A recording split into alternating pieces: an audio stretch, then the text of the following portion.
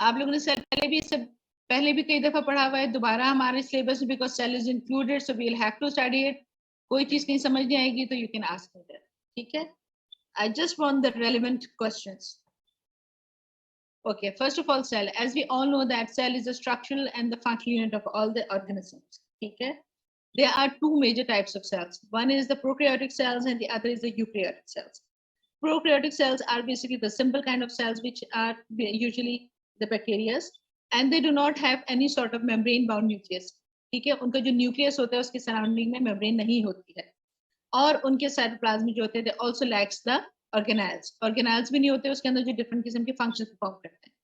जबकि जो eukaryotic cells हैं उनके they have their distinct functions, they have distinct organelles to perform specific functions, ठीक है। So that's why these are the specialized cells, or these are the advanced cells as compared to the prokaryotic cells.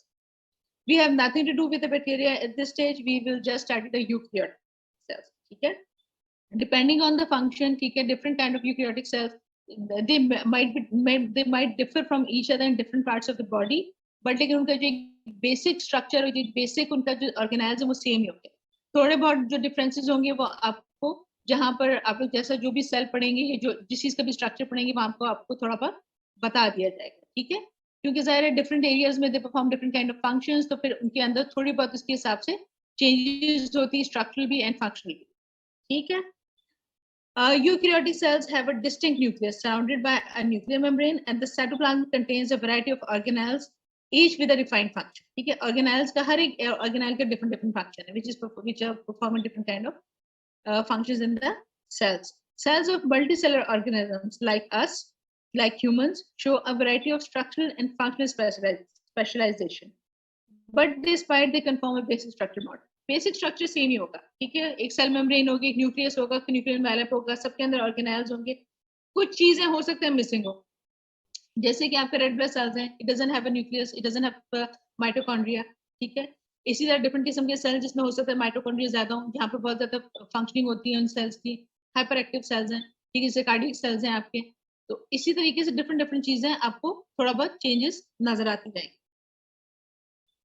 Here you can see there is a prokaryotic cells and a eukaryotic cell. I'm sure you can clearly differentiate between these two.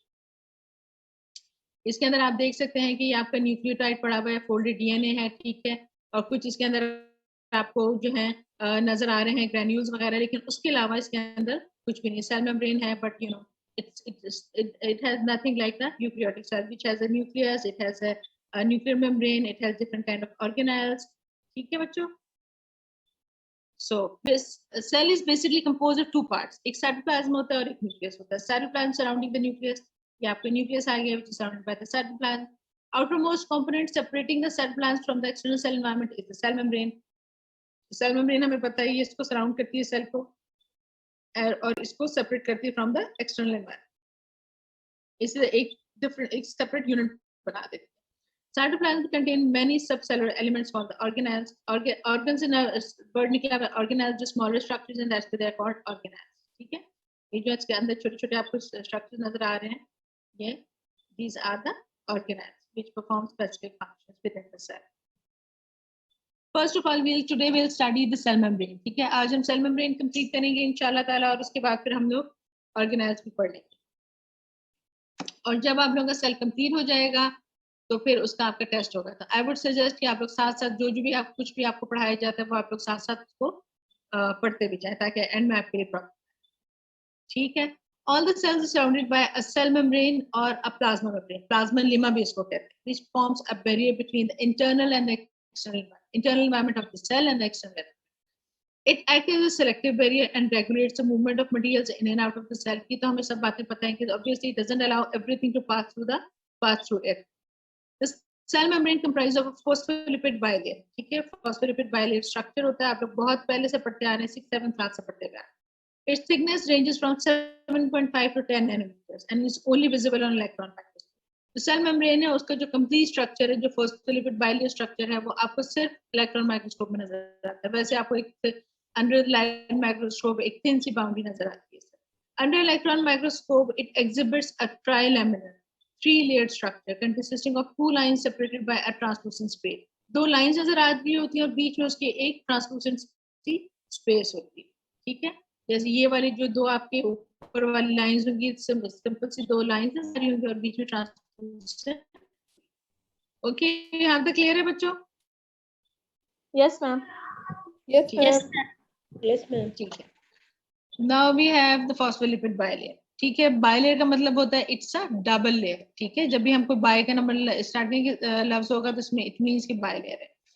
Membrane phospholipids are amphipathic. It means that it has both hydrophilic and the hydrophobic parts. Hydrophilic, that's water-loving part, and hydrophobic जो water को नहीं resist करता है, ठीक है part.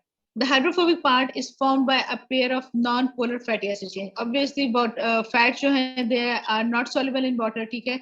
तो वो क्या होते हैं? They are not hydrophilic. तो जो hydrophobic part है इसका, that is formed by the fatty acid chain. The hydrophilic head formed by a polar phosphate group is attached to the fatty acid chain, ठीक है। और जो उसका hydrophilic part है that is formed by the phosphate group.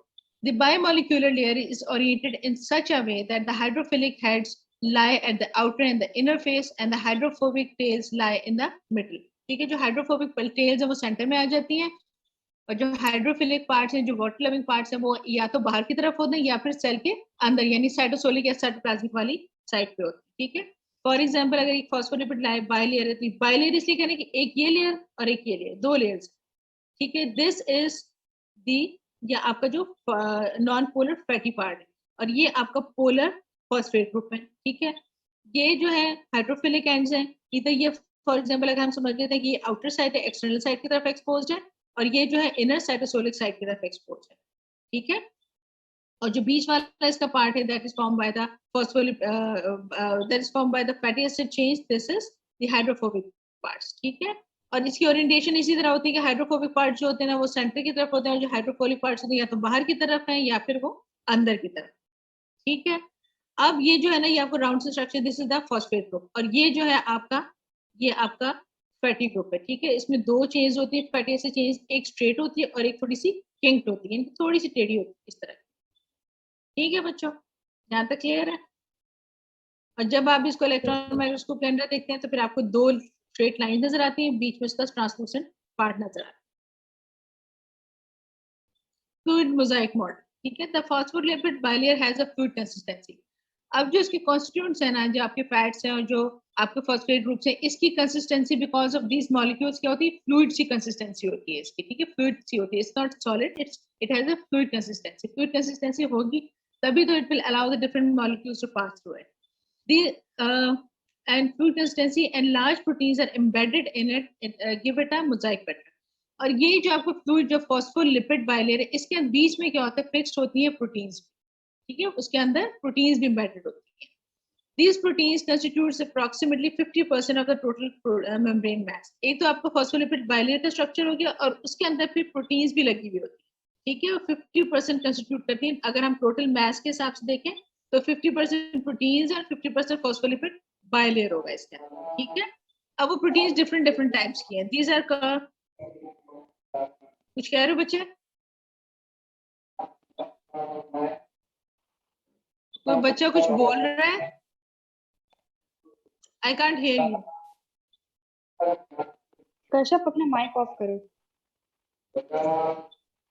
Who is Kashyap? Yes, ma'am. What is this? किस चीज का शोर है ये?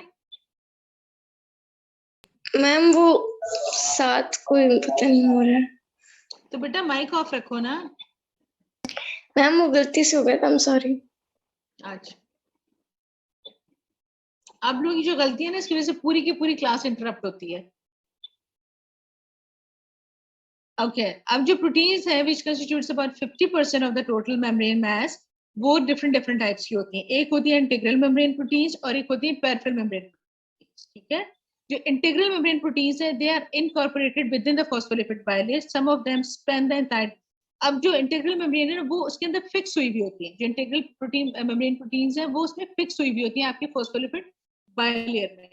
या तो वो बिल्कुल ही थ्रू एंड थ्रू पास हो रही होंगी, ठीक है, कि एक एक्सटर्नल साइड से लेके इंटरनल साइड तक पास हो रही है and they pass through the entire thickness of the phospholipid bilayer, या फिर किसी एक साइड पे से फिक्स्ड हो, ठीक है। लेकिन जो भी proteins that are fixed on the phospholipid bilayer they are called the integral membrane proteins, ठीक है।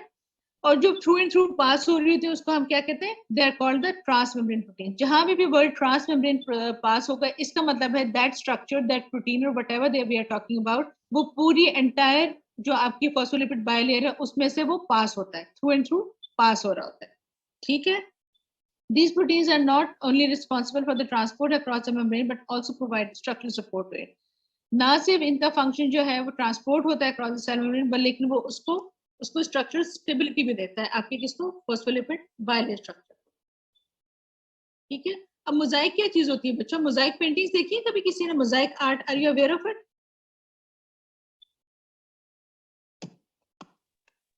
नो मैम नहीं देख। मैं आपको दिखाती हूँ।